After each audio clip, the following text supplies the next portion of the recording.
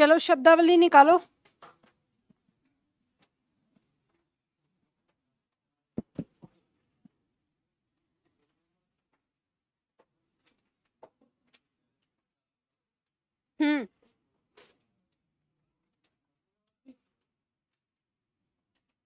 क्या पढ़ोगे? विलोम शब्द। विलोम शब्द हुए कब तक, कहाँ तक हुए विलोम शब्द? हाँ 4। चलो उसके आगे कर दें।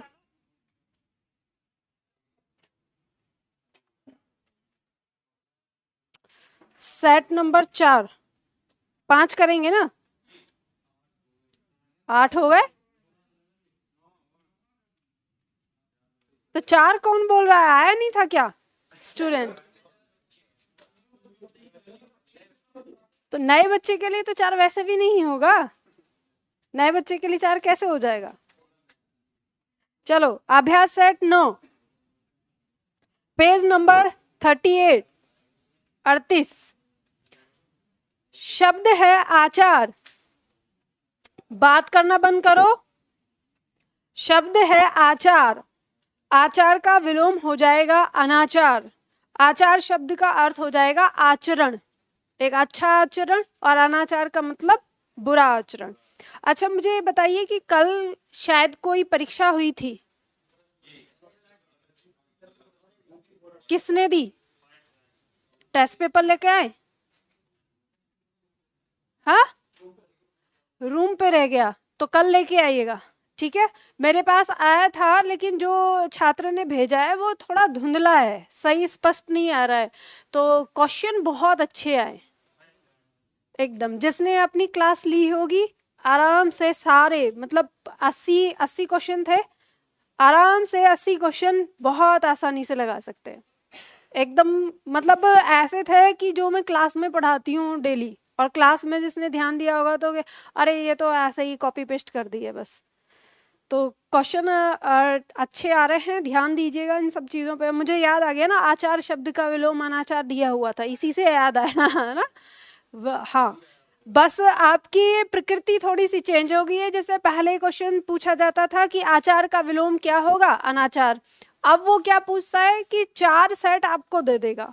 वो पूछ रहा है कि इनमें से विलोम के दृष्टिकोण से कौन सा सही है और कौन सा सही नहीं है। तो इस तरह से आपको 4 सेट दे दिया, बस कुछ नहीं है, आपको थोड़ी संख्या ज्यादा बढ़ा दी है।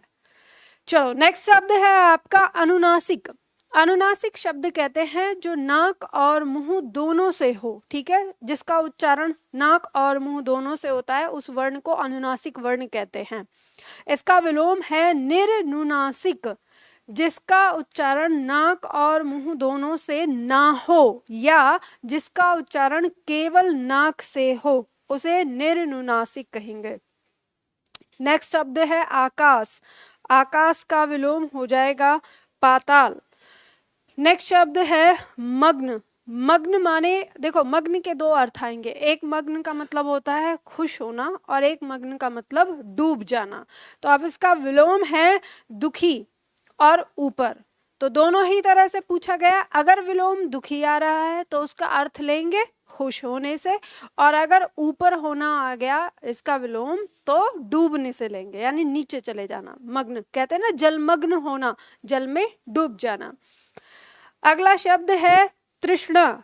तृष्णा कहते हैं एक प्रकार की इच्छा, या एक ऐसी इच्छा या एक ऐसी चाहत जो हमें दूर से दिखाई तो देती है, हम उसे उसके पीछे भागते हैं लेकिन वो पास आने पे उतनी ही दूर नजर आती है। तो एक तरह की ये मतलब आकांक्षा या इच्छा हम कह सकते हैं, या प्यास जिसे कह सकते हैं। इसका विलोम हो जाएगा वितृष्णा, जिसके अंदर कोई ऐसी इच्छा ना हो। आपने सुना होगा मृग तृष्णा, नाम सुना होगा, सुना है मृग तृष्णा, कि ये तो मृग तृष्णा है। मृग तृष्णा का मतलब क्या होता है?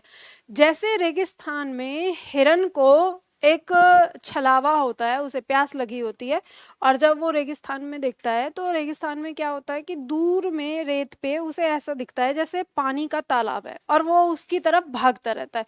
और जितना वो आगे भागता जाता है वो दृश्य उसको और उतना पीछे दिखता रहता है। मतलब वो ये समझ नहीं पाता कि ये एक धोखा है।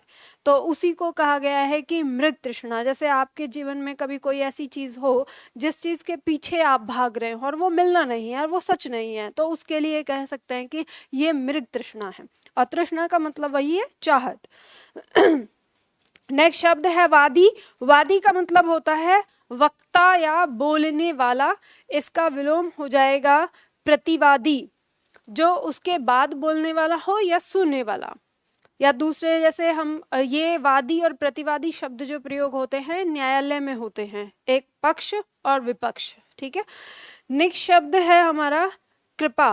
कृपा कहेंगे दया दृष्टि को, इसका विलोम हो जाएगा कोप। और ये भी आया था, ये भी आया था ना, तो कृपा का विलोम हो जाएगा कोप। कोप कहेंगे नाराज हो जाना, जैसे कहते हैं देवी देवताओं के कोप से डर लगता है, मतलब क्रोध, ठीक है। और कृपा मतलब दया दृष्टि। नेक्स्ट शब्द है अधम। अधम कहते हैं दुष्ट को, इसका विलोम हो जाएगा उत्तम, मतलब जो अच्छा हो। अरे ये ऑनलाइन में छात्र क्यों आप इतना ज्यादा कमेंट कर रहे हैं, मुझे समझ में नहीं आ रहा। और कमेंट करते करते कि मैम रिप्लाई भी नहीं दे रही। आपको ये एक बात समझ में नहीं आ रही कि इस समय मैं पढ़ा रही हूँ। हाँ, आप बेवजह की चीज़ों को पूछ पूछ के और ये सारी चीज़ें, अगर आपको आवाज़ कट के आ रही है तो आपको नंबर दिया हुआ है, कॉल कर लीजिए वहाँ पर कि क्या दिक्कत है। अब ऐसा तो नहीं है एक आप अकेले तो है नहीं, इस समय कम से कम 350 से ज़्यादा बच्चे देख रहे हैं ऑनलाइन। अब आप ही को कट कट के आ रही है, इसका मतलब आपको, अगर 350 बच्चों को एक साथ आवाज़ कट के आएगी तो सबके मैसेज से भर जाएगा। तो अगर आपको कोई भी समस्या होती है, टेक्निकल कोई भी प्रॉब्लम है, तो आप यहाँ पे कमेंट करने की बजाय नंबर मिला के वहां पर बात करिए स्टाफ से, ठीक है। अब दोबारा कमेंट आनी नहीं चाहिए यहाँ पर। एक बार चेक कर लीजिए आवाज किस तरह से चल रही है। आगे देखो, नेक्स्ट शब्द है हमारा आकर्षण। आकर्षण कहते हैं कोई चीज जो हमें अपनी तरफ अट्रैक्ट करती है, आकर्षण। इसका विलोम हो जाएगा विकर्षण। कोई चीज जो हमें अपनी तरफ से, हम जब उसके कहते हैं ये अच्छी नहीं लग रही, हम दूर जाते हैं। तो आकर्षण का मतलब हो गया किसी चीज की तरफ खींचना, और विकर्षण का मतलब हो गया उससे दूर भागना। नेक्स्ट शब्द है तुच्छ। तुच्छ कहते हैं बहुत छोटा, निम्न। इसका विलोम हो जाएगा महान, बड़ा। नेक्स्ट शब्द है नस्वर। नस्वर कहते हैं नासवान, जो कभी ना कभी नष्ट होगा। इसका विलोम हो जाएगा अनस्वर या शाश्वत। अनश्वर कहेंगे जो कभी नष्ट नहीं होगा, और शाश्वत का मतलब भी होता है जो हमेशा रहने वाला हो। नेक्स्ट शब्द है बहिरंग। बहिरंग कहते हैं बाहर का। इसका विलोम हो जाएगा अंतरंग, मतलब अंदर का। अब इसे समझिए, बहिरंग कहेंगे हम बाहर की दुनिया, और अंतरंग कहेंगे अपने अंदर की दुनिया, ठीक है। नेक्स्ट शब्द है हमारा सजल। सजल, इसका विलोम है निर्जल। अब जल के साथ हमने स और निर उपसर्ग लगा के इसका विलोम बनाया है। सजल का मतलब हो जाएगा जल से युक्त, जिसमें जल हो, और निर्जल का मतलब हो जाएगा बिना जल के। तो आप लोग रखते हो निर्जल व्रत, सुना है कि निर्जल व्रत? हाँ, 81 होता है, जो भी है, मतलब ये शब्द आपने अपनी बोलचाल में सुना है, निर्जल और सजल। नेक्स्ट शब्द है अग्रज। अग्रज का विलोम है अनुज। देखो शब्द का अर्थ कैसे जानना है। अग्र प्लस ज, अनु प्लस ज, इसी से बने ये शब्द दो। अग्र मतलब आगे, ज माने जन्मा। तो अग्रज वो होता है जो सबसे पहले जन्मा हो या जो बड़ा हो, उसे अग्रज कहेंगे। और इसका विलोम है अनुज। अनु माने होता है पीछे, ठीक है, पीछे पीछे। और ज माने जन्मा, जो पीछे जन्मा हो, यानी छोटा, ठीक है। तो छोटा भाई होता है अनुज और बड़ा होता है अग्रज। और शब्द आपको, अब यहाँ पे हमने अर्थ भी जाना, शब्द भी जाना, शब्द का विलोम भी जाना, और फिर ये भी जाना कि इनमें उपसर्ग कौन सा लगा है। आपसे ये पूछा जा सकता है कि अग्रज या अनुज में उपसर्ग लगा है कि नहीं लगा है, तो आपको ये पता होना चाहिए, ठीक है। नेक्स्ट शब्द है हमारा आकृष्ट। आकृष्ट का मतलब होता है आकर्षित करना, ठीक है। अभी जो हमने पढ़ा आकर्षण और विकर्षण बिल्कुल सेम उसी का ही है। विलोम हो जाएगा निकृष्ट, मतलब प्रतिकर्षण, दूर होना। नेक्स्ट शब्द है कल्पनातीत। तो कल्पनातीत मतलब कल्पना से परे, यानी जो कल्पना भी न की जा सके उसे हम कहेंगे कल्पनातीत। और इसका विलोम हो जाएगा काल्पनिक या कल्पनीय। जिसकी कल्पना की जा सके कल्पनीय, और जिसकी कल्पना की गई हो काल्पनिक। ठीक है, दोनों में आ जाएगा इस तरह से। ये एसी का 17 पॉइंट किसने किया है?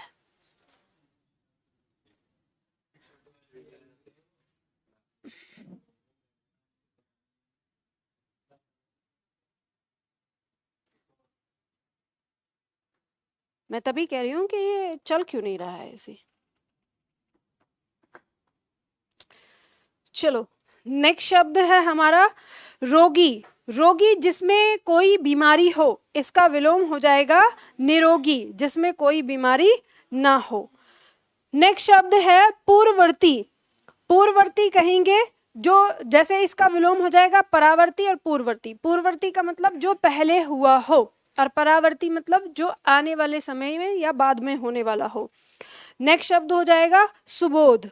सुबोध कहेंगे, देखो शब्द बनाए सु प्लस बोध से, मतलब बोध माने समझ में आना, सु माने सरल या सही, तो जो सरलता से समझ में आए उसे सुबोध। इसका विलोम हो जाएगा दुर्बोध, जो कठिनता से समझ में आए। नेक्स्ट शब्द है श्रोता।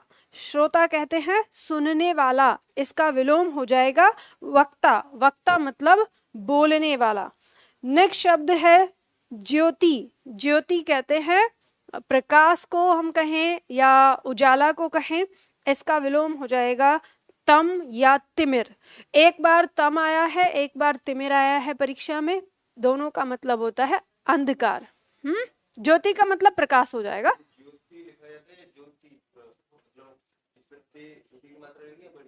ज्योति छोटी की मात्रा होता है, ज्योति नहीं होता।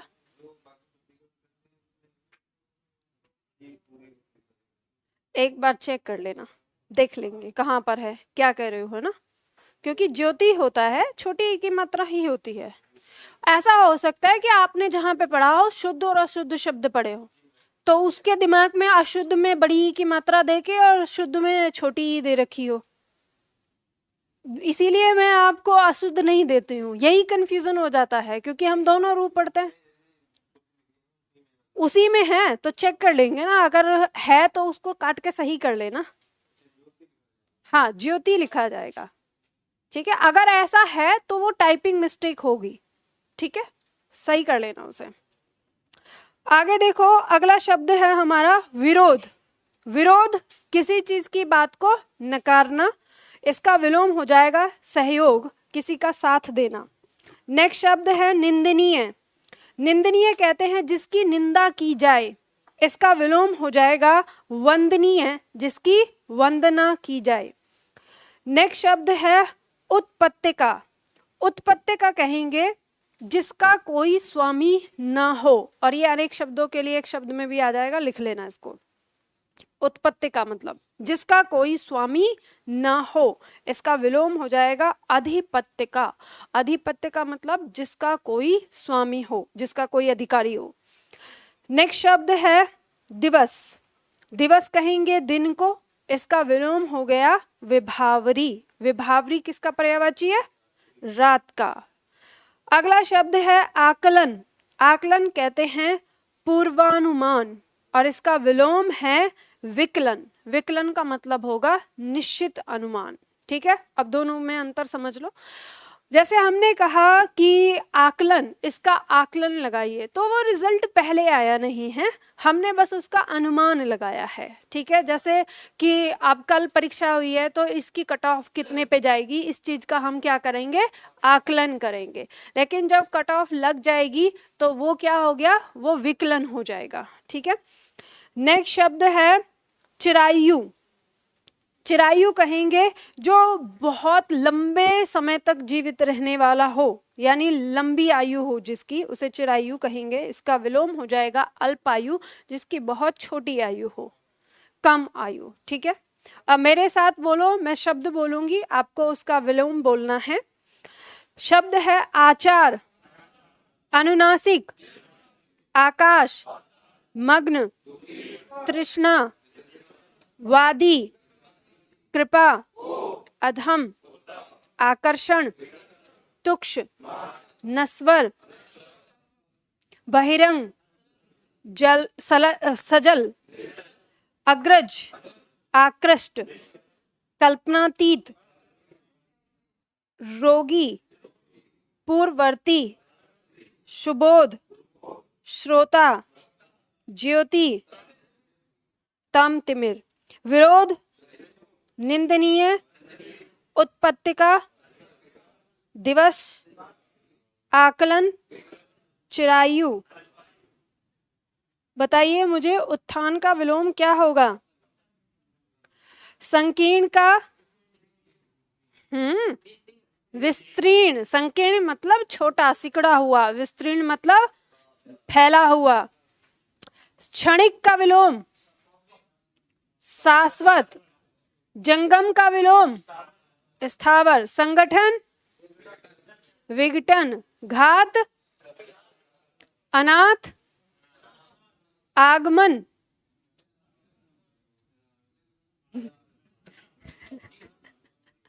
आगमन। अरे नकल कर लो पीछे, अभ्यास सेट 8 है। आगमन गमन से बना है, पहले तो उसी में लगाया आपने उपसर्ग, तो उपसर्ग हटा दो। आगमन मतलब आना, गमन मतलब जाना। और इसमें क्या दिक्कत है? अचेतन, अरे इसमें से भी आ हटा देना है, चेतन। ठीक है। जड़, चेतन। पतन, अभी तो पूछा है, इतनी जल्दी भूल गए। अनावर्तक, अन प्लस आवर्तक। आवर्तक का विलोम है अनावर्तक। ठीक है, ध्यान दो, शब्दों को खोल के इसलिए बताती हूँ ताकि आप लोग सीख सके, है ना, हवाओं में मत लो। ब्रह्म का विलोम, ब्रह्म का विलोम नकल कर लो, सेट नंबर 7। जीव, सदाचार, सदाचार, कदाचार या दुराचार। स्वागत, तिरस्कार, विजय, पराजय। सुकाल, सुकाल या अकाल या दुराकाल। उन्नति, पुरुष, खास जिसे विशेष कहते हैं, खास। हाँ, खास का विलोम आम, साधारण। चांचल्य, स्थिर या स्थिरता। रूक्ष, रूक्ष मतलब रूखा। अरे मृदुल, अभ्यास सेट 7 ही है, इसका मतलब याद नहीं कर रहे हो। याद करो, ऐसे मत छोड़ो। अगर आप परीक्षा देखेंगे तो जैसे परीक्षा हुई है, स्पष्ट रूप से आपको वही शब्द मिल रहे हैं। अब इतना आपको स्पष्ट दिया गया है, उसको भी याद नहीं करेंगे तो फिर बाद में ये पछताते रहेंगे, अरे मैम ने तो दिया था, हमने नहीं पढ़ा। फिर बाद में कहते हैं ना, फिर पछतात होत क्या जब चिड़िया चुग गई खेत। तो अगर मान लो परीक्षा में इस तरह से हो गया तो फिर पछताना नहीं चाहिए। अरे पछताना चाहिए भाई, नहीं तो चिड़िया फिर अगले साल उग जाएगी। अगर आप नहीं पछताए तो फिर दोबारा से फिर आएगी चिड़िया अगले साल भी, क्योंकि अनाज तो हर साल आना है ना आपका, यानी परीक्षा तो हर साल आनी है। चलो आगे देखो, हम लोग पढ़ रहे थे लिंग, और लिंग में हम लोगों ने 7 तक पढ़ लिया था, जिसमें हमने जाना था कि सभी नदियों, एक बार अभ्यास कर लेते हैं फिर से दिमाग में हमारे सेट हो जाएगा जल्दी से। हम लोगों ने जाना था कि सबसे पहला पॉइंट कि पर्वतों के नाम, देशों के नाम, अनाजों के नाम, हिंदी महीनों के नाम, दिनों के नाम, जल स्थलों के नाम, विभाग के नाम, ग्रह नक्षत्रों के नाम, पेड़ों के नाम, ये सभी क्या होते हैं? पुल्लिंग होते हैं। पॉइंट नंबर 2 में हमने जाना कि प्राय, एकारांत, इकारांत, उकारांत शब्द क्या होते हैं, पुल्लिंग होते हैं। पॉइंट नंबर 3 में हमने जाना कि त्र, न, ड़, ख, ज, आर, आय, ये इन अक्षरों से यदि शब्द का अंत होता है तो वे शब्द प्राय पुल्लिंग होते हैं। इनमें अपवाद भी हमने जाना और अपवाद में हमने जो शब्द लिए थे उनको इम्पोर्टेंट रखा था कि ये हमारी परीक्षा में आते रहते हैं। नंबर 4 में हमने जाना कि प्राय रत्नों, धातुओं एवं द्रवों के नाम पुल्लिंग होते हैं।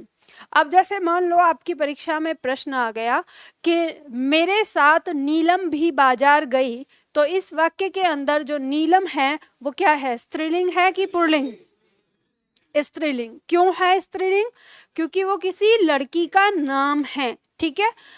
जब किसी लड़की का नाम रहेगा तो नीलम क्या रहेगा, स्त्रीलिंग रहेगा। लेकिन अगर ऐसे हो कि मेरी अंगूठी में नीलम लगा है तो यहाँ पर नीलम क्या होगा, स्त्रीलिंग की पुल्लिंग, पुल्लिंग। तो क्योंकि वो एक रत्न है, ठीक है, ध्यान रखना। संज्ञाओं में त्वय, पा, पन प्रत्यय अगर हम जोड़ देते हैं तो वो शब्द प्राय हमारे पुल्लिंग हो जाते हैं। कुछ पदों के नाम, कुछ पदों के जैसे प्रधानमंत्री, राष्ट्रपति, उपराष्ट्रपति, मंत्री, मुख्यमंत्री, अध्यक्ष, वकील, डॉक्टर, इंजीनियर, मास्टर, टीचर आदि, ये सारे शब्द लिख लेना। अगर यहाँ नहीं लिखे तो लिख लेना इन्हें। ये जो पद हैं ये पुल्लिंग होते हैं। और यदि कभी इन पदों पर बैठे व्यक्ति का लिंग निर्धारण करना पड़े और वहां पर स्त्री हो तो हम महिला शब्द का प्रयोग करके उसे बनाएंगे, ठीक है। तो कभी अगर ऐसे पूछा जाए कि प्रधानमंत्री या राष्ट्रपति का लिंग क्या है तो सदैव क्या लगाना है, पुल्लिंग। कभी उभयलिंग मत लगाना, क्योंकि आप हिंदी भाषा में उभयलिंग नहीं पढ़ते हो और हिंदी भाषा में उभयलिंग नहीं होता। सभी नदियों, हिंदी तिथियों, लिपियों के नाम, भाषाओं एवं बोलियों के नाम स्त्रीलिंग में प्रयोग होते हैं। तो हम यहाँ देखेंगे इसमें हमने जो अपवाद था वो हमने जान लिया था कि ब्रह्मपुत्र, सोन और सिंधु, उनके नाम को पुल्लिंग में रखा गया है। अब इसके आगे पढ़ते हैं हम पॉइंट नंबर 8 से। पॉइंट नंबर 8 हमारा कह रहा है, पॉइंट नंबर 8, प्राय आकारांत, ईकारांत शब्द स्त्रीलिंग होते हैं, ठीक है। प्राय का मतलब वही 90% है, इसमें अपवाद भी हो सकता है। तो जैसे शब्द दिया है रमा, सीता, गीता, दीपा, ललिता, जैसे देखिए गली, नाली, जाली, सवारी, ये सारे शब्द हमारे क्या हो गए, ये स्त्रीलिंग शब्द हो गए, ठीक है। पॉइंट नंबर 9, पॉइंट नंबर 9 कहता है यदि संज्ञाओं में ता, आस, आहट, आवट, आई, ई ये प्रत्यय अगर लगे हो तो उससे बनने वाला जो शब्द है वो स्त्रीलिंग हो जाता है। आपकी परीक्षा में इससे प्रश्न भी आया था, इसलिए इस पर स्टार डाल दो, 2 बार प्रश्न आ चुका है। और प्रश्न कुछ बिल्कुल अलग तरीके से, ऐसा कि अगर छात्र ने ये पॉइंट नहीं पढ़ा होगा तो उसका आंसर नहीं दे पाएगा, उसे कहीं ना कहीं कंफ्यूजन होगा।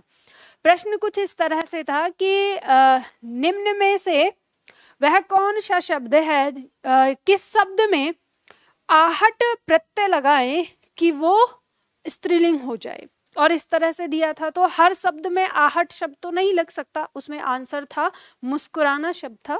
तो मुस्कुराना में जब हम लगाते हैं आहट तो मुस्कुराहट हो जाता है, तो वो भी क्या है, स्त्रीलिंग है, ठीक है। तो इस तरह से वो कैसे भी बदल के आपसे पूछ सकता है, ये ध्यान दीजिएगा। तो ये आपको याद रखना है। जैसे हमारा मनुष्यता, अब मनुष्य शब्द क्या है, पुल्लिंग है, लेकिन उसमें ता लगा दिया तो क्या हो गया, स्त्रीलिंग हो गया। पशुता, कविता, गुरुता, प्यास, मिठास, घबराहट, चिल्लाहट। अब जैसे घबरा, वो कहते हैं कि वह घबरा गया, तो घबरा गया। अब यहाँ पे घबरा जो शब्द है वो क्या है, पुल्लिंग हो गया, लेकिन घबराहट क्या हो गई, स्त्रीलिंग, ठीक है। इस तरह से आप इन्हें समझेंगे। अब ये तो कुछ पॉइंट थे। अब उसके बाद स्त्रीलिंग और पुल्लिंग से संबंधित कुछ पॉइंट हैं जो इम्पोर्टेंट है हमारे परीक्षा के दृष्टिकोण से। पहला पॉइंट आता है, कुछ प्राणीवाचक शब्दों का प्रयोग केवल स्त्रीलिंग में होता है, उनका पुल्लिंग नहीं बनाया जाता।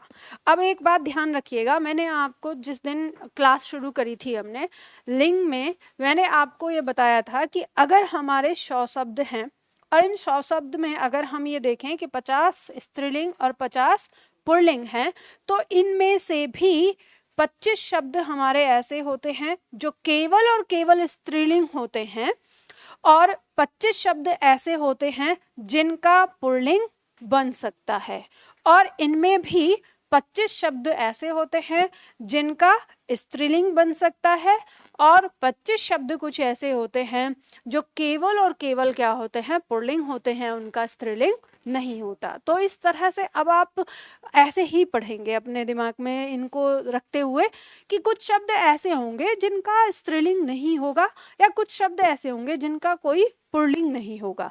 तो आपकी परीक्षा में जो प्रश्न बार बार आए हैं उनमें वो आए हैं कि जो केवल और केवल स्त्रीलिंग में होते हैं और उनका कोई पुल्लिंग नहीं होता। तो यहाँ से आपकी परीक्षा में कई बार प्रश्न आया है, तो इसमें लिखिए, उदाहरण लिखिए, जैसे कौन कौन से शब्द हमारे हैं जो अभी तक की परीक्षा में आए हैं। जैसे शब्द है सुहागिन,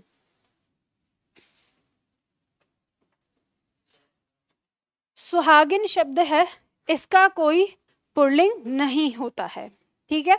अब परीक्षा में प्रश्न कैसे आया कि सुहागिन शब्द का सुहागिन शब्द क्या होता है, ऐसे देके ऑप्शन में दिया था कि केवल स्त्रीलिंग होता है, केवल पुल्लिंग होता है, या इसका पुल्लिंग सुहाग होता है, या इनमें से कोई नहीं। तो अक्सर हमारे छात्र जो है वो सुहागिन से क्या लगा देते हैं, सुहाग। अब आपको कैसे पता करना है कि सुहाग इसका पुल्लिंग नहीं है।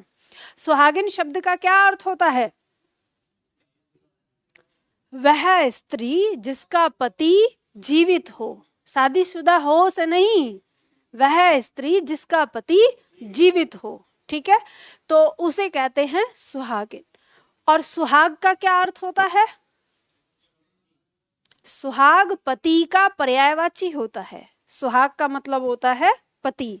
तो कैसे ऐसा हो जाएगा, उसका विलोम कैसे हो जाएगा, विलोम तो वो होगा ना कि वह पति जिसकी पत्नी जीवित हो, यही होना चाहिए विलोम। अब उसके लिए एक शब्द क्या बोलते हैं, कुछ भी नहीं बोलते, ठीक है, क्या बोलते हैं, सधवा, मतलब पुरुष के लिए हम बात कर रहे हैं, वह पुरुष जिसकी पत्नी जीवित हो, उसके लिए क्या बोलोगे, सुहागिना।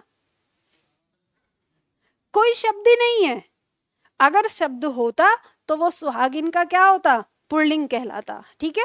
तो ऐसा कोई शब्द रखा ही नहीं, क्योंकि पुरुषों की शादी होती रही, अगर एक पत्नी मर गई तो दूसरी शादी हो गई। ये चलन तो स्त्रियों के साथ ही था ना, कि अगर मान लो 8 साल की उम्र में उसकी शादी हो गई, अभी तक गोना भी नहीं हुआ है, अगर पति उसके ससुराल में ही मर गया और वो एक बार भी गई नहीं, तो वो विधवा मान ली गई, अब उसकी शादी दोबारा नहीं हो सकती, भले ही हो चाहे कैसे भी हो जाए। सती प्रथा और ये सारी चीज आप इतिहास में पढ़ते होंगे इस कुरीति को। तो कहने का मतलब ये है कि हमारे समाज में वो शब्द आया ही नहीं कि ऐसा कुछ हो, क्योंकि हर पुरुष की शादी होती रहती थी, वो कभी ऐसी स्थिति में था ही नहीं कि वो बिना पत्नी के हो, लेकिन औरत के साथ था, कभी वो सधवा है, कभी वो विधवा है, कभी वो सुहागिन है, कभी वो कुंवारी है, तो उसके लिए शब्द रखे गए हैं, ठीक है। तो जैसे कुंवारी का विलोम अगर हम देखें या उसका पुल्लिंग देखें तो कुंवारा हो जाएगा, ऐसे समझ गए। दूसरा शब्द देखो, एक शब्द आता है धायमा, इसका पुल्लिंग नहीं होता है। शब्द है संतान, ये हमेशा स्त्रीलिंग होता है, इसका पुल्लिंग नहीं होता। जैसे शब्द है औलाद, जैसे शब्द है पुलिस, जैसे शब्द है सरकार, जैसे शब्द है नर्स, जैसे शब्द है फौज, आदि आदि, बहुत सारे शब्द आ जाएंगे, बताती हूँ। लिखो लिखो पहले, बताती हूँ। शब्द है जैसे संतति, देखो, धाय माँ होता है वो माँ जिसने बच्चे को जन्म न दिया हो लेकिन उसका पालन पोषण अपने बच्चे के जैसा किया हो। तो आप कहेंगे अच्छा सौतेली माँ, नहीं, सौतेली माँ और धाय माँ में अंतर है। सौतेली माँ उस बच्चे पर अत्याचार करती है, लेकिन जो धाय माँ है वो उस बच्चे को अपने बच्चे के जैसे प्यार करती है, इसलिए उसको धाय माँ कहा गया है। तो अगर हम देखें तो अगर हम इतिहास में देखें तो दो धाय माँ का नाम बहुत ज्यादा ऊपर आता है। एक माता यशोदा, जिन्होंने कृष्ण को जन्म नहीं दिया लेकिन कैसे प्यार किया था, अपने बेटे की तरह।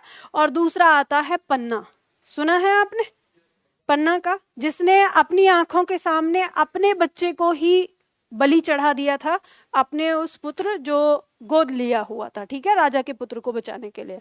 तो उन्हें ये कहा जाता है। अब आप कहेंगे कि मैम कभी कभी ऐसा तो पिता भी हो सकता है जो उसे बिल्कुल अपने बच्चे की तरह ही प्यार करे। तो ध्यान रखना, उस पिता को भी कभी धाय पिता का दर्जा नहीं दिया जाता, उसे भी नाम दिया जाता है। तो क्या दिया जाता है? धाय माँ। यही कहा जाता है कि ये तुम्हारी धाय माँ है, ठीक है, इसलिए इसका कोई पुल्लिंग नहीं है। संतान शब्द चाहे किसी भी व्यक्ति के चारों पांचों बेटे ही क्यों ना हो, जब वो संतान शब्द लेगा, नाम लेगा, तो वो हमेशा स्त्रीलिंग में होगा। जैसे मान लो आपने कभी कभी देखा होगा कि मम्मी गुस्सा हो जाती हैं और गुस्से में कहती हैं, अरे मैं तो मेरी संतान से परेशान हूँ, चाहे बेटे ही हैं। और उसी तरह से औलाद, कि मेरी औलाद, मेरा औलाद कभी नहीं सुना होगा, है ना, स्त्रीलिंग में आता है। शब्द है संतति। संतति शब्द का मतलब क्या होता है? संतति शब्द ऐसा शब्द है कि जब आप किसी व्यक्ति के बारे में, यानी किसी पुरुष के बारे में एक शब्द में उसकी सारी चीजों के बारे में जानना चाहते हैं, उसकी पत्नी, उसके माता पिता, उसकी संपत्ति, उसके बच्चे, इन सबको जब एक शब्द में जानना चाहते हैं तो वो होता है संतति। यानी ऐसे कह दे और बताइए अपनी संतति के बारे में, तो मतलब आप उसके हर चीज की बारे में बात कर रहे हैं, उसके व्यापार, उसकी संतान, उसकी पत्नी, उसके माता पिता, सब कुछ के बारे में एक शब्द, ठीक है, उसको संतति कहते हैं। तो और ये पुरुष के लिए ही आता है, क्योंकि पुरुष प्रधान समाज हमारा रहा है। तो ऐसा नहीं कि स्त्री के लिए नहीं पूछ सकते किसी स्त्री से कि तुम बताओ अपनी संतति, तो वो अभी ऐसा नहीं है, पुरुष के लिए ही आता है। बात समझ में आ गई? जैसे नर्स होती है तो नर्स हमेशा स्त्रीलिंग ही होती है। अगर कोई पुरुष नर्स का काम करता है तो उसको भी नर्स ही कहा जाता है। जैसे कहते हैं ना कि रोगियों को देखभाल करने के लिए नर्स हमेशा लड़कियां ही होती हैं। अगर कोई पुरुष, हालांकि इतने उदार पुरुष मिलते नहीं हैं, पर फिर भी अगर मान लो कि 100 में से 10 अगर मिल जाते हैं तो उन्हें भी नर्स ही कह के पुकारा जाता है। तो इस तरह से बहुत सारे शब्द, अब जैसे पुलिस है, सरकार है, अब इन सब के बारे में तो और भी आगे बताऊंगी, बट इतना समझ लो कि इनका कोई पुल्लिंग नहीं होता। नंबर 2 पॉइंट नंबर 2 हमारा कहता है कि कुछ प्राणियों के नाम सदैव पुल्लिंग तथा कुछ प्राणियों के नाम सदैव स्त्रीलिंग होते हैं। जैसे पुल्लिंग शब्द में अगर हम देखें, गरुड़ हमेशा क्या होता है? पुल्लिंग। बाज, कछुआ, मगरमच्छ, खरगोश, गैंडा, चीता, मच्छर, खटमल, कोआ, बिच्छू, रीछ, भालू, भेड़िया, तोता, जुगनू। और स्त्रीलिंग में कुछ शब्द हैं जैसे दीमक, चील, जू, मछली, मक्खी, मधुमक्खी, गिलहरी, मैना, तितली, कोयल, मकड़ी, छिपकली, चींटी आदि। अब ये शब्द जो स्त्रीलिंग में रखे वो हमेशा स्त्रीलिंग होते हैं और जो पुल्लिंग में रखे वो हमेशा पुल्लिंग होते हैं। आपकी परीक्षा में प्रश्न आया था कि चींटी का पुल्लिंग क्या होगा? ऑप्शन आपको दिया हुआ था चीटा, चैंटा, मादा, नर चींटी या इनमें से कोई नहीं। तो ध्यान रखिए, नोट लिखिए पहले, उसके बाद आप बताइएगा प्रश्न। लिखिए, ऊपर लिखे शब्दों का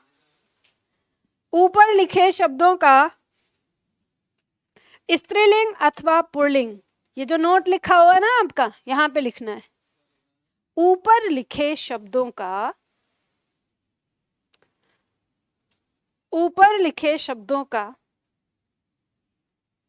स्त्रीलिंग अथवा पुल्लिंग। और जो छात्र जिनके पास अभी किताब नहीं है तो वो इन शब्दों को लिखकर, एक एक दो नाम लिखकर तब लिख सकते हैं इसको, ठीक है। स्त्रीलिंग अथवा पुल्लिंग बनाते समय नर तथा मादा शब्द का प्रयोग करते हैं। ऊपर लिखे शब्दों का स्त्रीलिंग अथवा पुल्लिंग बनाते समय नर तथा मादा शब्दों का प्रयोग करते हैं। जैसे नर कोयल, मादा कोयल। जैसे नर कोयल, मादा कोयल। नर चींटी, मादा चींटी।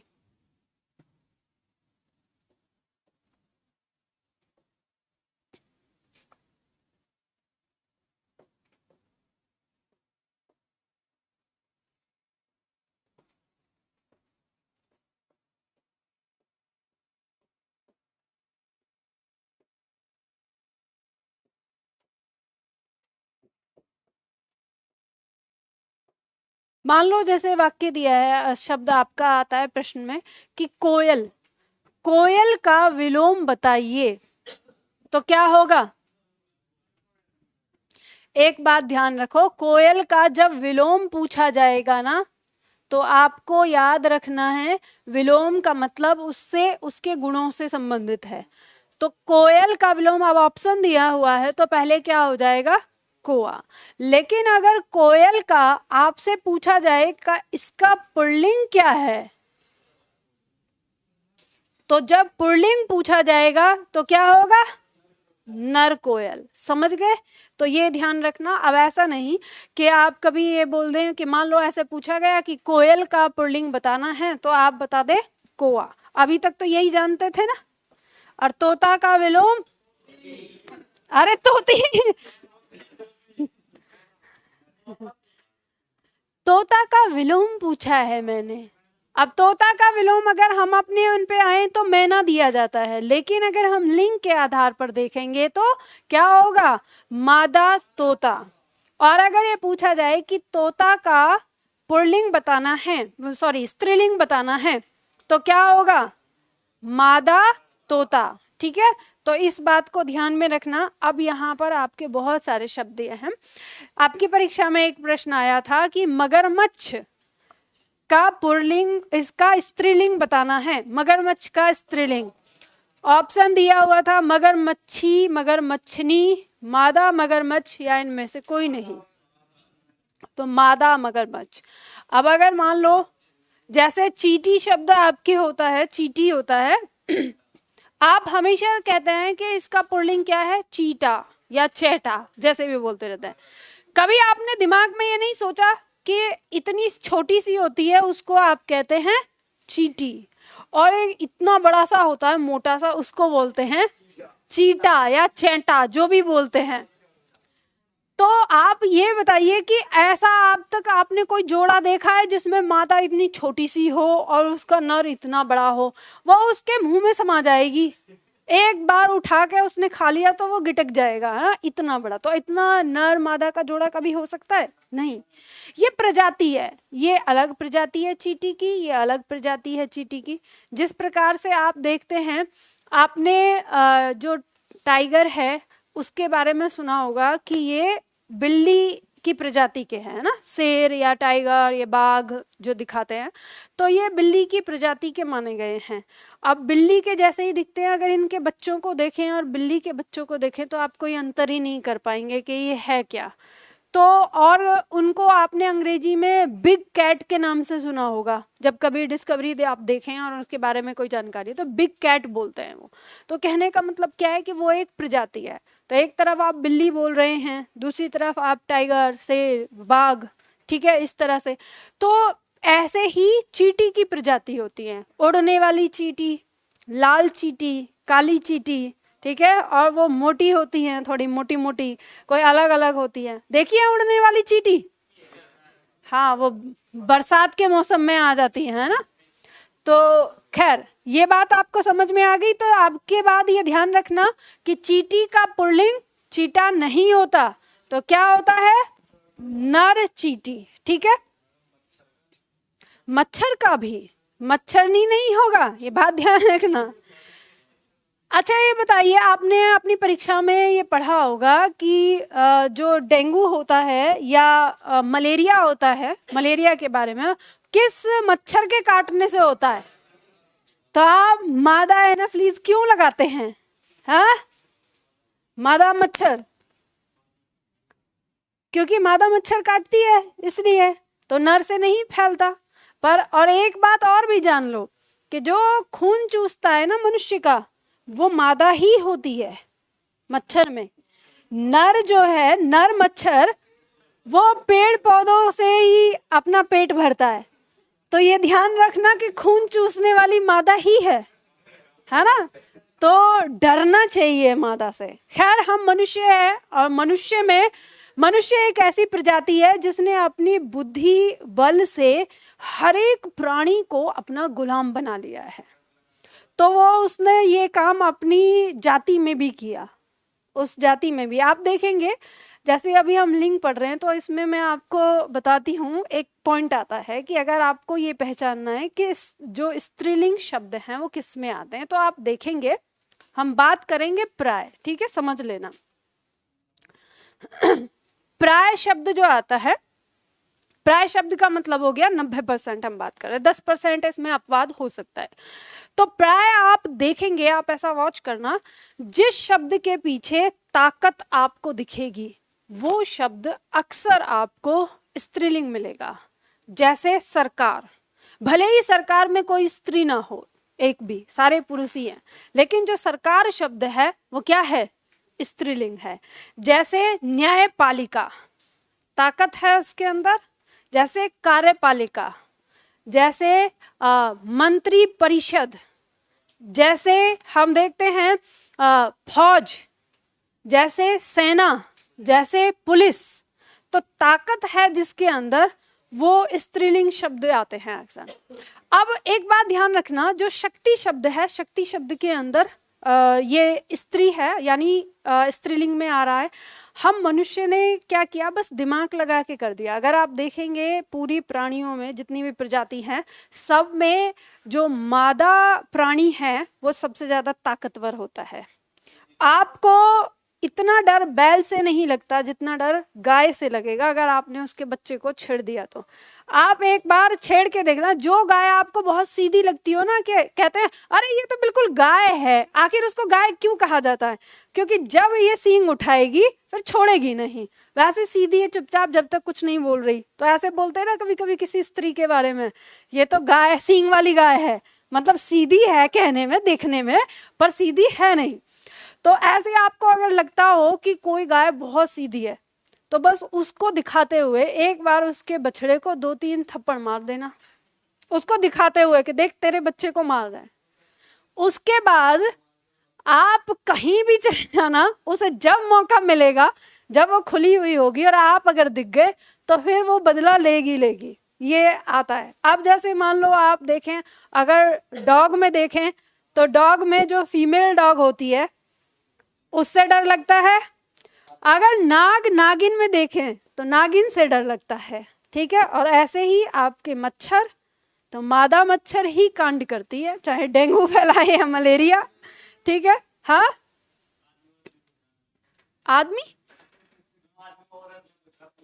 आदमी और औरत में कौन लड़ाई करता है? ये तो जग जाहिर है, इसमें मैं क्या बताऊं, ये तो आपको पता ही है। कहते हैं, एक जोक भी आता है कि अगर हम पोस्ट पे देखें कि छोटे से चलें, सिपाही किससे डरता है? दरोगा से डरता है। दरोगा किससे डरता है? वो अपने सीनियर से या आईपीएस से। मैं बहुत ज़्यादा स्टेप नहीं लूँगी, आईपीएस से डरता है। आईपीएस किससे डरता है? वो किसी नेता से या विधायक से या प्रधानमंत्री से डरता है। प्रधानमंत्री की पावर कहाँ कम हो जाती है? राष्ट्रपति के आगे। राष्ट्रपति किससे डरता है? राष्ट्रपति डरता है अपनी पत्नी से। और पत्नी किससे डरती है? कॉकरोच से। तो इस दुनिया में सबसे ताकतवर कौन हुआ? कॉकरोच। मैंने ऐसे जोक पढ़ा था, कॉकरोच से शुरू होता है, साइकिल है, डर का साम्राज्य है। तो ऐसे ही है, बस बात समझ लो। अच्छा, अब मैं आपको एक बात बताती हूँ, ध्यान रखना। ये मत सोचना कि मैं किसी महिला के सपोर्ट में होके बोल रही हूँ। आपके जीवन के लिए काम आएगा। और ये एक तो कहते हैं कि अगर महिला खुश है तो आपकी ज़िंदगी बढ़िया चल रही है, और अगर महिला दुखी है तो आपकी ज़िंदगी में दर्द उससे ज़्यादा कोई और दे नहीं सकता, है ना। तो इसलिए जीवन में आप कुछ सीखो ना सीखो, लेकिन स्त्री कैसे खुश रहेगी ये जरूर सीखना चाहिए, क्योंकि वो आपको बहुत लंबी लाइफ अपनी जीनी है और उसको चैन सुकून से। तो महिलाएं जो एक महिलाओं के अंदर में जो एक भाव होता है, तो वो भाव ये होता है कि वो ये चाहती है कि मुझे हर बात में पूछा जाए। आप चाहे करो अपने मन की, ऑप्शन दे दो क्या कहती हो जी, ये करना है करना है। तो उसके बाद अरे देखो, मैं एक बात कह रही हूँ, जब कभी आपको किसी बात से आनंद आता है तो आनंद लिया करिए, शोर मत मचाया करिए, फ्लो टूट जाता है, ठीक है। तो अब देखो, जो मैं बताना चाहती हूँ, मैं ये कहना चाहती हूँ, ऐसी बात नहीं है कि स्त्रियां कमज़ोर जैसे हमने बनाया गया है। सच बात तो ये है, ये सच्चाई है, इसमें अब कोई ऐसे मान नहीं, सीरियस बात पे हम आते हैं। ये सच्चाई है कि जो मादा है, मादा हमेशा से स्ट्रॉन्ग होती है। अब वो स्ट्रॉन्ग क्यों है, ये उसे कुदरत ने बनाया है। कुदरत ने क्यों बनाया है? क्योंकि मादा के पास एक जिम्मेदारी होती है सृष्टि सृजन की, या तो आप जानते ही हो। तो जब जिसके पास सृष्टि सृजन की ताकत है तो उसको तो ताकतवर बनाया ही जाएगा। लेकिन मनुष्य ने अपने ईगो को सामने रखते हुए स्त्रियों को कमज़ोर बना दिया है, जिसे हम अबला कहते हैं। सच बात तो ये है कि स्त्री कभी अबला नहीं होती, स्त्री हमेशा सबला होती है। आप अगर प्रकृति के एक नियम को जाने, मुझे नहीं पता आप में से कितने छात्र जानते हैं, जैसे कभी आप देखेंगे कि किसी महिला का अगर पेट में बच्चा है और वो पैदा होने से पहले ही अगर नष्ट हो जाए, तो आप ये समझ लेना कि उसके पेट में मेल ही था, यानी लड़का ही था। क्योंकि स्त्री का अबॉर्शन कभी अपने आप नहीं होता। जो अगर कन्या होगी गर्भ में तो उसका अबॉर्ट कभी नहीं होता है।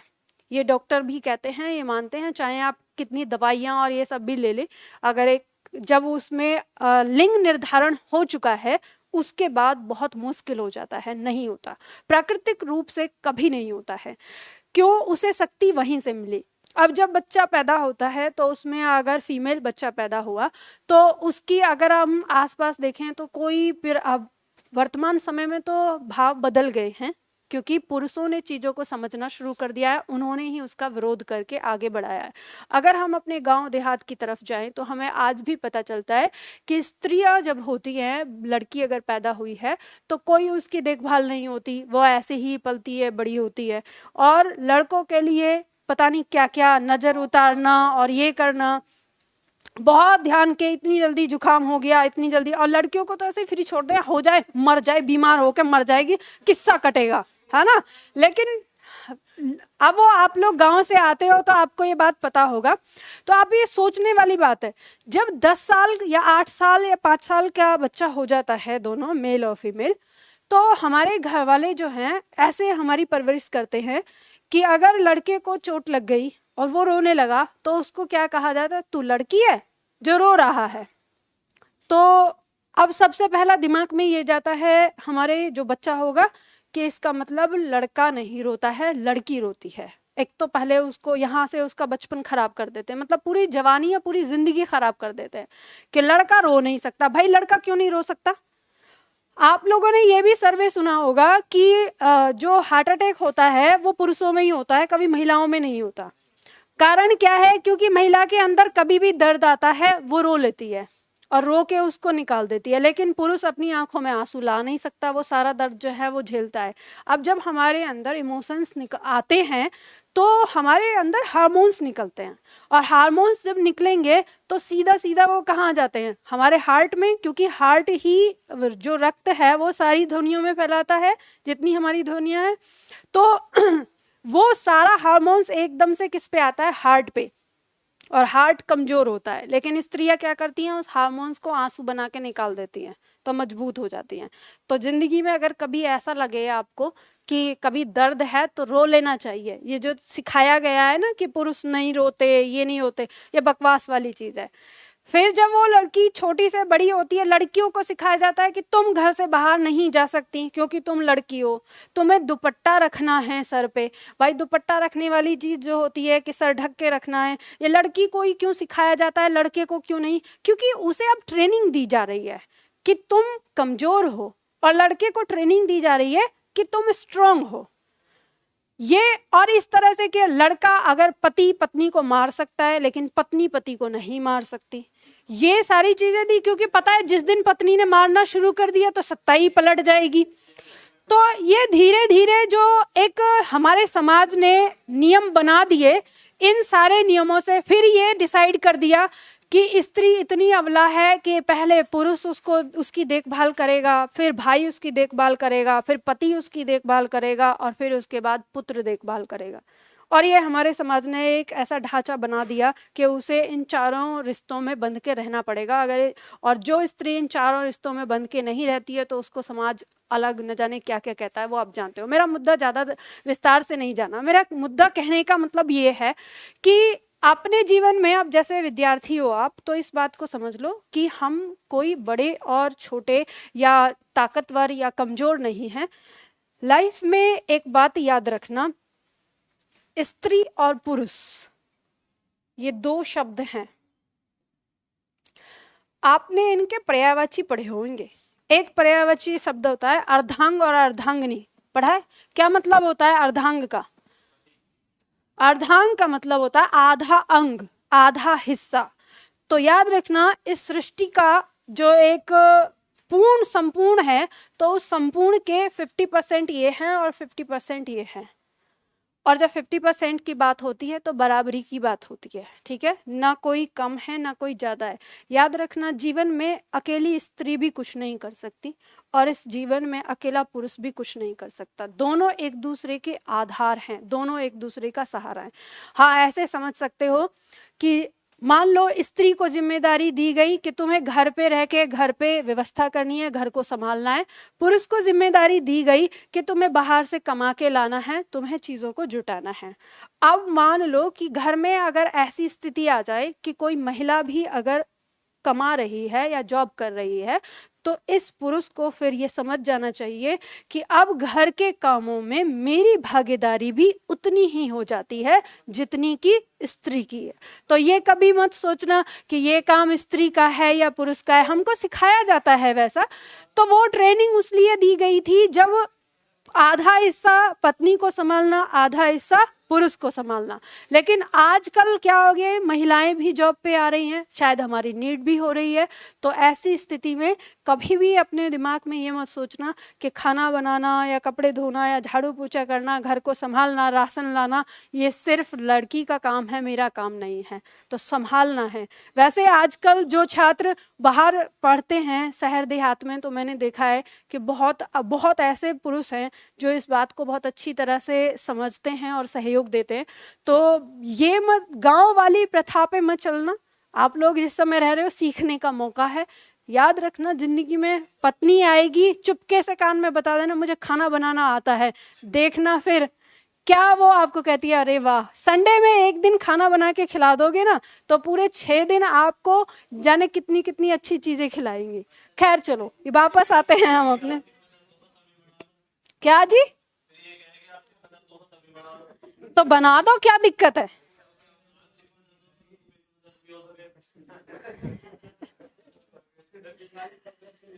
बात सही है बेटा, अब आगे पहले पढ़ लो, उसके बाद बताऊंगी। चलो देखो, बात ये जो आपने प्रश्न किया है ना, इस प्रश्न में ही आपका मेल ईगो जो है वो टकरा रहा है। प्राणियों के समूह को व्यक्त करने वाली कुछ संज्ञाएं, जब अगर वो ये कहे ना कि मेरे सर में दर्द हो रहा है, पेट में दर्द हो रहा है, आप उससे कह देना एक काम करो मैडम, कल से आप कमाने के लिए जाओ, मैं खुद सारा काम संभाल लेता हूं। क्या दिक्कत है? क्या आराम से, है ना? चलो आगे देखते हैं। प्राणियों के समूह को व्यक्त करने वाली कुछ संज्ञाएं। अब देखना, कुछ शब्द ऐसे, मैंने वही कहा था ना कि कुछ शब्द ऐसे होते हैं जो स्त्रीलिंग होते हैं केवल, कुछ शब्द ऐसे होते हैं जो पुल्लिंग होते हैं। जैसे शब्द आ गया परिवार, पुल्लिंग है, तो यहाँ पे हमारे कुछ शब्द जो पुल्लिंग हैं, जैसे परिवार, कुटुंब, संघ, दल, गिरोह, झुंड, समुदाय, समूह, मंडल आदि। इसमें जैसे हम देखें स्कूल, कॉलेज, विद्यालय, विद्यापीठ, विश्वविद्यालय। अब कुछ शब्द हमारे स्त्रीलिंग हैं, जैसे सभा, जनता, सरकार, प्रजा, समिति। इसमें हम एक शब्द देखें जैसे पाठशाला। मैंने आपको लास्ट क्लास में ये बात बताई थी कि ऐसा जरूरी नहीं है कि जो शब्द दिया है शब्द के पीछे जो अर्थ है वो उसका भाव स्त्रीलिंग या पुल्लिंग वाला हो, उस शब्द का भाव देखना है। तो जैसे विद्यालय, विश्वविद्यालय ये हमारे पुल्लिंग हो गए, तो पाठशाला स्त्रीलिंग शब्द हो जाता है। ठीक है, अलग अलग रखना है हमको। तो अगर कोई आपसे कहे कि सभा का पुल्लिंग क्या होगा, तो सभा का कोई पुल्लिंग नहीं होता। सभा अपने आप में क्या है, स्त्रीलिंग है। इसी तरह से अगर कोई पूछे कि परिवार का स्त्रीलिंग क्या होगा, तो परिवार का कोई स्त्रीलिंग नहीं होता। परिवार अपने आप में क्या है, पुल्लिंग है। ठीक है। यहाँ पे मैंने आपको एक चीज बताई कि कुछ जहां पर स्त्री और पुरुष एक साथ मिलकर जब यूज किए जाते हैं, ठीक है, जैसे परिवार, परिवार में पुरुष भी हो गए, स्त्री भी हो गई, तो उसको हमने किस में रखा है, पुल्लिंग में रखा है। अब आपका सवाल ये हो सकता है कि मैम यही तो चीज सरकार में भी हो सकती है, कि सरकार के अंदर अगर देखें कि सरकार में स्त्री और पुरुष दोनों हो सकते हैं, तो फिर इसको पुल्लिंग में क्यों नहीं रखा। तो वो मैंने आपको जो पॉइंट बताया है शक्ति वाला, उसके साथ वो पॉइंट लगता है कि जिसके अंदर शक्ति है उसको स्त्रीलिंग शब्द माना गया है।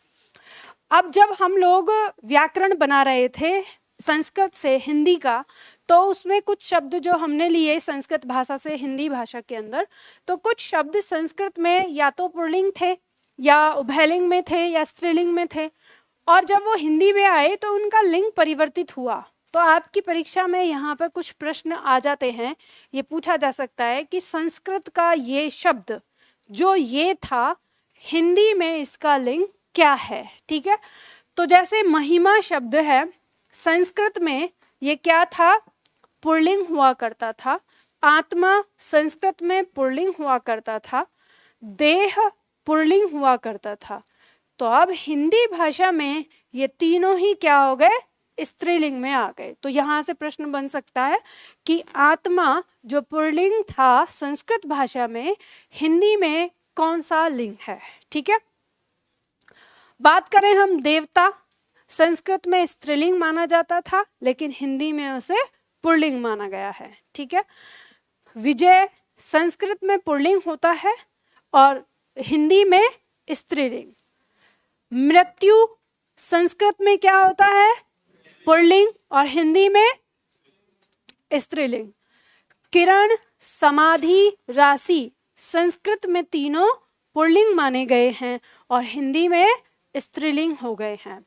वस्तु और आयु ये दोनों शब्द उभयलिंग माने गए हैं संस्कृत में और हिंदी में क्या हो गए हैं, स्त्रीलिंग।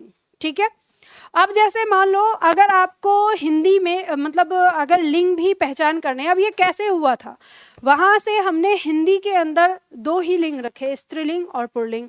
तो बहुत सारे शब्द ऐसे होंगे जो उभयलिंग के होंगे जो संस्कृत के और हिंदी में आने थे, और बहुत सारे शब्द ऐसे थे कि संस्कृत में तो अलग आधार दिया हुआ है उनके स्त्रीलिंग पुल्लिंग का।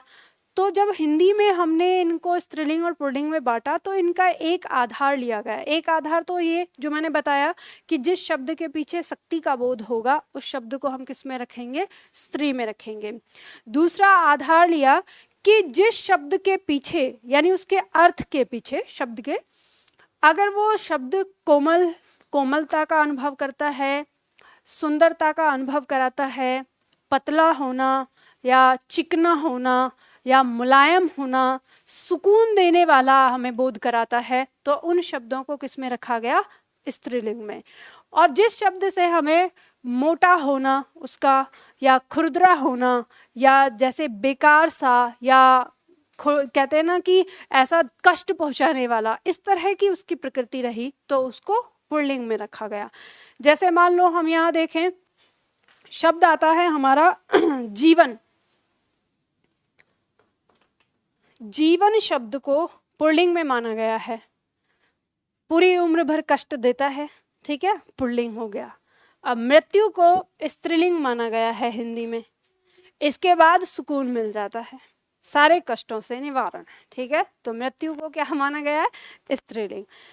इसी तरह से शब्दों की आप पहचान कर सकते हैं, जैसे मान लो दिन शब्द है, उसको पुल्लिंग में लिखा गया है, तो दिन शब्द क्या होता है, दिन भर भाग दौड़, एकदम कष्ट लगा रहता है, यहाँ से वहाँ सारी चीजें, तो ये क्या हो गया हमारा, पुल्लिंग हो गया। और रात सुकून पहुंचाने वाली होती है, शांति लगती है, हाँ अब कुछ रिलैक्स मिलेगा, तो रात स्त्रीलिंग में रख दी गई।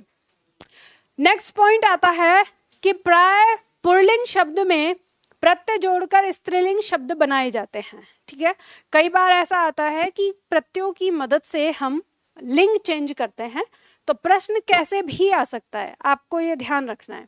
जैसे आनी प्रत्यय है, तो सेठ पुल्लिंग शब्द से हम आनी लगाकर सेठानी बना देते हैं। गुरु पुल्लिंग शब्द में आनी बनाकर क्या बनाते, गुरुआनी। आपकी परीक्षा में प्रश्न आया था कि गुरु का स्त्रीलिंग क्या होगा, ठीक है। शब्द दिया था गुरुआनी, शब्द दिया था गुरु माता, ठीक है। तो बहुत सारे छात्रों ने गुरु माता लगाया और फिर इसका आंसर आया गुरुआनी। फिर प्रश्न आया कि तो जो गुरु माता है वो गुरुआनी नहीं है, तो सबसे पहले ऐसे समझना कि गुरु माता हम कहते हैं गुरु की पत्नी को, ठीक है, उन्हें हम गुरु माता बोलते हैं। लेकिन गुरुआनी वो शब्द है, वह स्त्री जो शिक्षा देती है। गुरु हो गया वह पुरुष जो शिक्षा देता है, और इसका जो स्त्रीलिंग बना रहे हैं गुरुआनी में, तो वह स्त्री जो शिक्षा देती है। तो गुरु माता और गुरुआनी में ये अंतर है, ठीक है। गुरु माता हो जाएगी गुरु की पत्नी। ये परीक्षा में प्रश्न आया हुआ है, ध्यान रखना, रिपीट भी हो सकता है। ई प्रत्यय लगाकर, जैसे पुत्र में पुत्री, दादा से दादी, ये आ जाएगा। याद रखना आपकी परीक्षा में प्रश्न बनता है, यहाँ से कैसा प्रश्न बनता है अभी देखेंगे। आ प्रत्यय लगाकर सुत से सुता, चंचल से चंचला, ठीक है। इसी तरह से जैसे अनुज में अनुजा कर देते हैं। इन प्रत्यय लगाकर सुनार से सुनारिन, धोबी से धोबिन। आइन प्रत्यय लगाकर ठाकुर से ठाकुराइन। इका प्रत्यय लगाकर लेखक से लेखिका। वती प्रत्यय लगाकर बलवान में बलवती। यानी अब एक चीज और ध्यान रखना, जैसे यहाँ पर बलवान दिया है, तो ये वान भी क्या है, एक प्रत्यय है। बल शब्द में वान प्रत्यय लगाकर क्या बनाया, जिसके अंदर बल हो वह पुरुष, और इसमें वान हटाकर वती लगा दिया, तो बलवती बन गया, जिसके अंदर बल हो वह स्त्री, ठीक है। मति प्रत्यय, तो बुद्धिमान, बुद्धिमती। तो अगर आपसे ऐसे पूछा जाए कि बुद्धिमान शब्द में हमारा कौन सा प्रत्यय है, तो पहचान लेंगे ना, मान। अब जब आप जैसे बुद्धिमान में मति लगा रहे हैं, तो ये नहीं कि बुद्धिमान के बाद मति लगाते हैं, उस प्रत्यय को हटाकर ही प्रत्यय लगाया जाता है, समझ गए। इससे भी प्रश्न आए ऐसे। इया प्रत्यय लगाकर बंदर से बंदरिया। नी प्रत्यय लगाकर मोर से मोरनी, शेर से शेरनी। तो कुछ प्राणियों के शब्द ऐसे भी होते हैं जो प्रत्यय लगाकर उनका स्त्रीलिंग बना दिया जाता है। पॉइंट नंबर 6, अरबी, फारसी, उर्दू के अन्य शब्दों में कुछ पुल्लिंग तथा कुछ स्त्रीलिंग होते हैं। पुल्लिंग शब्द दिए हैं जैसे हिसाब, कबाब, जनाब, मकान, इंसान आदि।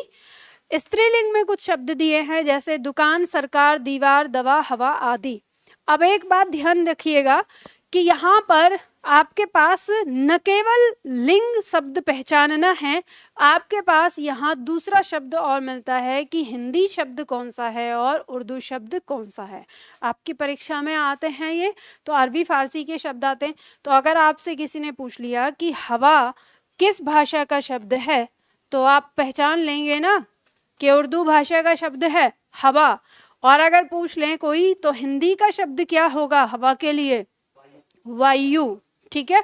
तो अभी ऐसे बहुत सारे शब्द हैं उर्दू के जो आप अपनी दिनचर्या में प्रयोग करते हैं, लेकिन आपको इस बात का आभास तक नहीं है कि ये उर्दू शब्द है। आपको कैसा लगता है, हिंदी ही लगता है ना।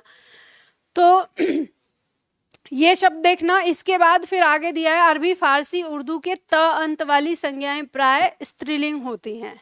तो जैसे दिया है स्त्रीलिंग में मोहब्बत, शोहरत, इज्जत, जिल्लत, किल्लत आदि।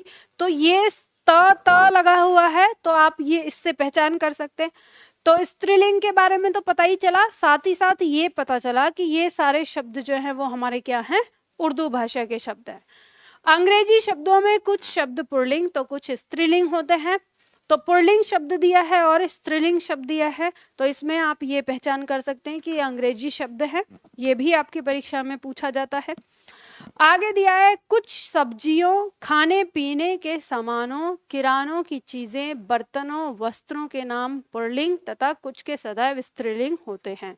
तो यहाँ पे लिस्ट अलग से दी है, जैसे अदरक दिया हुआ है तो अदरक शब्द जो है वो पुल्लिंग में आता है। तो ऐसे ही इनको एक बार आपको पढ़ना है सारे शब्दों को। स्त्रीलिंग में जैसे बंद गोभी, फूल गोभी, एक बार पढ़ लोगे तो ऐसे तो आपको आता ही है, एक बार और इसे पढ़ लोगे तो याद रहेगा कौन सा शब्द है। शरीर के अंगों के कुछ नाम स्त्रीलिंग तो कुछ पुल्लिंग होते हैं, शरीर के अंगों के। अब जैसे कई बार हमारे छात्र पूछते हैं कि दाढ़ी, मूछ स्त्रीलिंग में आता है, तो ऐसे पूछते हैं मैम ये तो पुरुष के होती हैं, तो ये स्त्रीलिंग क्यों है? तो पुरुष के होती हैं, तो अब ये कोई लॉजिक नहीं है। अब अगर लॉजिक देखें तो हम कह सकते हैं कि कोई व्यक्ति पुरुष है यह स्त्री ही निर्धारित करती है। अब दाढ़ी है तो पुरुष हो गया, मूछ है तो पुरुष हो गया, है ना, दाढ़ी मूछ पुरुष के ही तो होते हैं ना, तो ये भी कह सकते हैं आप। लेकिन ऐसा जरूरी नहीं है कि शब्द अगर वो शरीर का अंग पुरुष का है तो वो स्त्रीलिंग नहीं हो सकता, ठीक है, तो इन्हें भी ध्यान से पढ़िएगा। इसके बाद आभूषणों के कुछ नाम पुल्लिंग तथा कुछ सदैव स्त्रीलिंग होते हैं। इसके बाद लास्ट में दिया है कुछ शब्दों के स्त्रीलिंग एवं पुल्लिंग जो आपकी परीक्षा में अभी तक पूछे गए, जिसमें कंफ्यूजन रहता है हमारे छात्रों को बहुत ज्यादा। जैसे शब्द है अध्यापक का पूछा गया अध्यापिका, महोदय से महोदया बनता है, शिक्षक से शिक्षिका, अभिनेता से अभिनेत्री, गुरु से गुरुवानी, नेता से नेत्री, ऋषि शब्द का ऋषिका। ये आपका बहुत करंट प्रश्न है, लास्ट ही आपके एक साल पहले ही आपकी परीक्षा में आया है, तो इन्हें याद करिएगा। अब आप में से बहुत सारे छात्रों का ये प्रश्न होगा कि मैम इतने सारे नियम पढ़ लिए तो लिंग यानी स्त्रीलिंग और पुल्लिंग पहचानने की कोई ट्रिक नहीं है क्या? ऐसा प्रश्न है किसी का? तो मुझे ये बताओ, आप लोग क्या नियम पढ़ रहे हो अभी तक? ट्रिक ही तो पढ़ रहे हो। मैंने कहा हिंदी तिथियों के नाम, तो ये क्या है? ट्रिक है। दिनों के नाम, ये ट्रिक है। ग्रह नक्षत्रों के नाम, ये ट्रिक ही तो है। तो समझ गए? तो ये मत सोचना ये इतनी सारी ट्रिक है इसमें। अगर हम स्त्रीलिंग और पुल्लिंग शब्दों की पहचान करने के लिए बैठें तो पूरा शब्द को हमें लेना पड़ेगा, लेकिन यहाँ पर हमारे जो कुछ शब्द दिए गए हमारी परीक्षा में जो पूछा जाता है उससे दिए गए। अब कल का जो पेपर हुआ था आपका, उसमें भी ऐसा ही आया था शब्द देकर, उसमें विवाह शब्द ऑप्शन में दिया हुआ था, वो पुल्लिंग के लिए पूछा गया था। 3 शब्द स्त्रीलिंग थे और चौथा शब्द था विवाह, जो आंसर होना चाहिए था। तो आपकी परीक्षा में ऐसे प्रश्न पूछे जाएंगे कि 4 ऑप्शन दे देंगे, आपसे कहेगा इनमें से आपको स्त्रीलिंग छांटना है या इनमें से पुल्लिंग। तो ऐसे शब्दों को छांटने का तरीका क्या होता है? देखो आपस में बात मत करो, मेरी बात सुनो। जो मैं बात बोल रही हूँ ना, ये इस समय इंपॉर्टेंट है कि प्रश्न कैसे करना है। आपको लग रहा होगा कि मैम वैसे ही बोल रही हैं। मैंने ये आपको कहा कि जैसे मान लो आपकी परीक्षा में आता है और A option, B option, C option और डी ऑप्शन, इनमें अगर शब्द लिखे हुए हैं और आपसे पूछा गया है कि इनमें से स्त्रीलिंग शब्द छांटो या इनमें से पुल्लिंग शब्द छांटो, तो ऐसे प्रश्नों को हल करने का जो आसान तरीका है वो ये है कि जो हमने सबसे पहले जो नियम समझा था ना, पहला पॉइंट समझा था कि सर्वनाम की मदद से, क्रिया की मदद से या विशेषण की मदद से। तो जैसे विवाह शब्द आया कल था, तो हम कह सकते हैं कि विवाह हुई कि विवाह हुआ। तो विवाह हुआ तो उसने हुआ लिया है, इसका मतलब विवाह जो है वो क्या है? पुल्लिंग है। तो इस तरह से हम शब्दों को देखते हैं और हम आसानी से पहचान लेंगे उसमें। प्रश्न किस प्रकार से आपकी परीक्षा में आते रहे हैं वो आप यहाँ पे एक बार देखो। पहला शब्द संज्ञा के जिस रूप से वस्तु के स्त्री या पुरुष होने का बोध होता है उसे क्या कहते हैं? लिंग। शेर शब्द का स्त्रीलिंग क्या होगा? ABC बताना है आपको, यानी बी, ख। ठीक है। निम्नलिखित शब्दों में से मगरमच्छ का स्त्रीलिंग चयन करना है। सी, ग हो जाएगा, मादा मगरमच्छ। देवर का स्त्रीलिंग बताना है। देवरी, देवरिन, देवराइन या दीपक।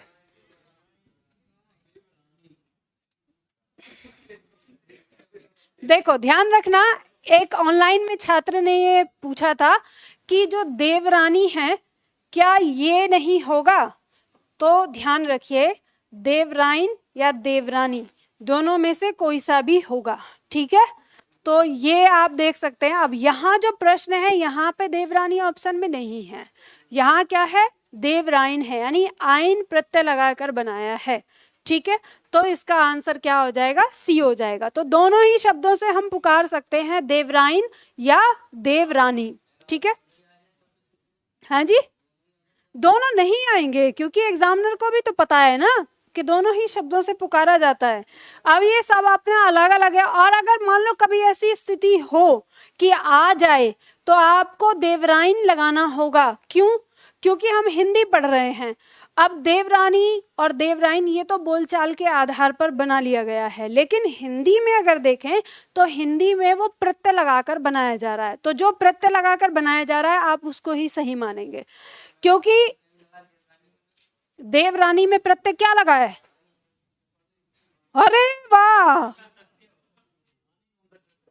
आनी को नहीं है, वो तो प्रत्यय होंगे, लेकिन ये बताओ ये देव प्लस रानी है, यानी देवर की रानी, देवरानी। तो वो ये नहीं है कि यहाँ पे आप कहेंगे ये आनी लगा हुआ है प्रत्यय, नहीं, ये वो नहीं है, ये उसको बनाया गया है, ये शब्द है। ठीक है, कुछ शब्द ऐसे हैं, अगर हिंदी के शब्दकोश से पूछा जाए तो हिंदी शब्दकोश देवरानी शब्द को एक्सेप्ट नहीं करेगा। क्यों?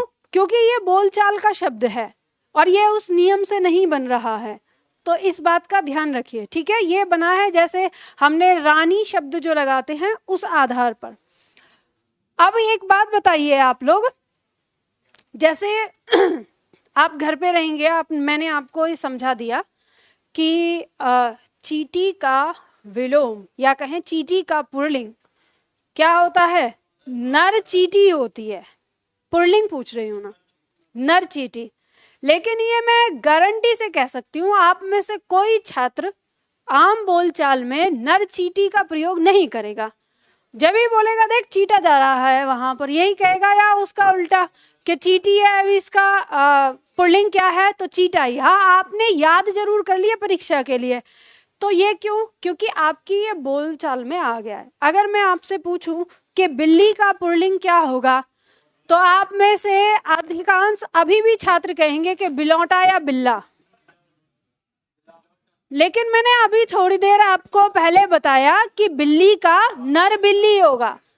बिलौटा या बिल्ला नाम का कोई शब्द शब्दकोश में नहीं है, लेकिन ये आपकी बोलचाल में इतना है कि आप किसी से भी पूछो, आम जन समाज सारा ही यही कहेगा कि बिलौटा या बिल्ला, यही बोलेगा।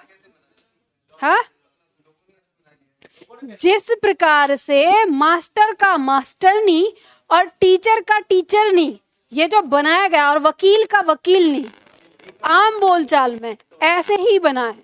ठीक है, तो आप इनको सही नहीं कह सकते, ये बने हैं। ठीक है, आगे शब्द बताओ, ध्यान दो। प्रश्न है, कौन सा शब्द स्त्रीलिंग है? सहारा, सियार, सूचीपत्र या परिषद? तो हम यहाँ देख सकते हैं कि परिषद क्या है? स्त्रीलिंग में आता है। परिषद होता है कि होती है? सूची पत्र होता है कि होती है? होता है। सियार होता है कि होती है? और सहारा होता है, सहारा लेता है कि लेती है? अब आप कहेंगे कि मैम यहाँ तो लेता और लेती दोनों आते हैं, तो वो किस पे आएंगे? कर्ता के अनुसार। क्योंकि जो सहारा लेने वाला है ये उसको निर्धारित कर रहा है। अब हम कहेंगे सहारा होता है कि सहारा होती है, तो सहारा होता है। ठीक है। निम्नलिखित शब्दों में पुल्लिंग शब्द कौन सा है? प्रतिपदा, वस्तु, हिमालय और पाठशाला। हिमालय। ठीक है। कौन सा शब्द स्त्रीलिंग है? मुल्क, सरकार, प्रशासन, कबीला। अब आप ऐसे इसमें मान लो अगर सर्वनाम लगा के देखना चाहें तो मेरी मुल्क कि मेरा मुल्क, मेरा मुल्क, तो मुल्क ने मेरा शब्द लिया मतलब पुल्लिंग। मेरा प्रशासन या मेरी प्रशासन, मेरा, तो प्रशासन क्या हो गया? पुल्लिंग। मेरी सरकार कि मेरा सरकार, मेरी सरकार, तो इसका मतलब सरकार क्या है? स्त्रीलिंग। और कबीला, मेरा कबीला कि मेरी कबीला, मेरा कबीला। तो बात समझ में आ गई ना आपको? पहचान लेंगे तो इस तरीके से पहचान सकते हैं। निम्नलिखित शब्दों में पुल्लिंग शब्द बताइए। देह, अक्ल, आचरण या अदालत। अदालत होती है कि होता है? ताकत है उसमें, ध्यान रखना, तो होती है। आचरण, ठीक है, आचरण होता है, तो पुल्लिंग हो जाएगा शब्द। लेख का स्त्रीलिंग लेखिका। ठीक है। लेख में हम क्या लगा रहे हैं? इका। लेखक में इका नहीं लगा रहे, लेख में लगा रहे हैं इका। ठीक है। निम्न में कौन सा शब्द पुल्लिंग है? कपट, सुंदरता, मूर्खता या निद्रा। तो पुल्लिंग कपट हो जाएगा। ठाकुर का स्त्रीलिंग क्या होगा? ठाकुराइन, ठाकुरानी या ठाकुराइन या ठकुराइन या ठकुरानी। यहाँ पे भी आ गया ठाकुरानी। ठीक है। बहुत सारे बोलते हैं ठाकुरानी बोल देते हैं, तो आंसर क्या होगा? सी। ठीक है, ठाकुराइन। और आप देखेंगे कहीं कहीं पर ठाकुराइन भी होता है। ठीक है, आ भी लगा होता है, तो ठाकुराइन और ठकुराइन दोनों ही शब्द माने जाते हैं। चीटी का पुल्लिंग शब्द चयन करना है।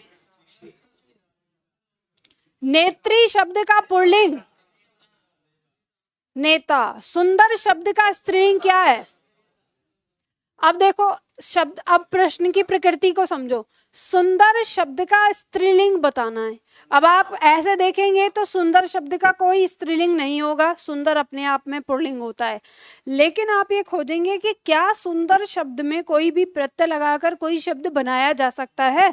तो सुंदरता, हम ता प्रत्यय लगाते हैं तो सुंदरता होती है, ना कि सुंदरता होता है, जबकि सुंदर होता है। ठीक है, तो अब ये सुंदरता हमारा शब्द क्या हो गया? स्त्रीलिंग। निम्नलिखित शब्दों में से स्त्रीलिंग शब्द का चयन करना है। स्थापना, स्वदेश, अध्याय, अपराध। स्थापना। कौन सा शब्द पुल्लिंग है? मंजिल, मर्यादा, टोली, पुलिंदा।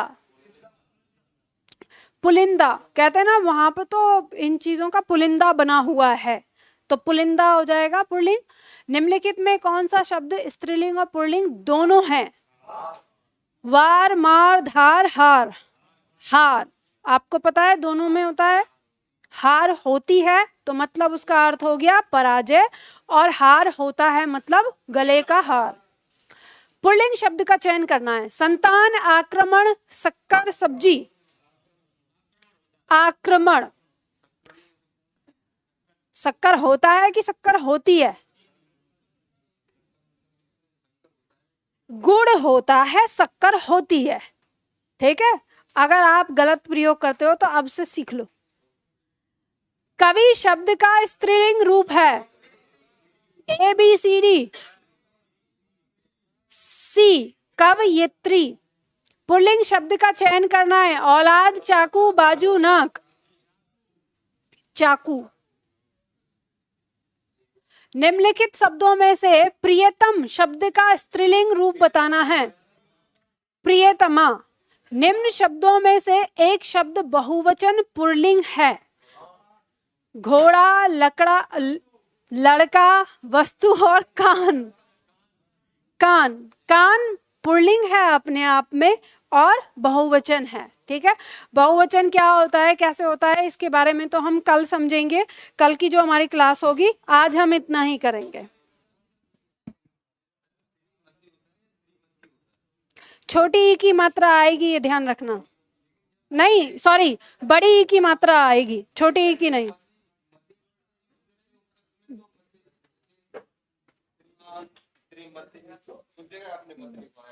मती लिखा हुआ है, ये ना आपके शब्दकोश में ना दोनों आए हुए हैं। जब प्रत्यय वाली बात आती है तो छोटी ई की मात्रा होती है।